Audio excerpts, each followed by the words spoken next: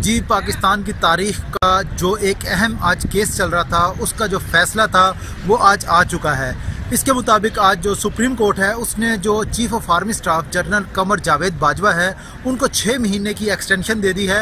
और जो कानून साजी है इसके लिए जो कहा गया है, ये कानून साजी जो है वो पार्लियामेंट का इख्तियार है। जो आइन का आर्टिकल 243 है, इसमें जो पार्लियामेंट है वो कानून साजी करे और इस हवाले से भी उनको 6 महीने का वक्त दिया गया है। अब ये तमाम मामला जो है वो पार्लियामेंट के पास चला गया है। जनरल जो है कमर जावेद बाजवा, उनको 6 महीने की एक्सटेंशन मिल गई है, उनको एक्सटेंशन दी गई है, न कि रीअपॉइंटमेंट। और आज ये मामला जो था, जो 3 दिन से ये मामला चल रहा था, उसका आज इख्तिताम भी हो गया है।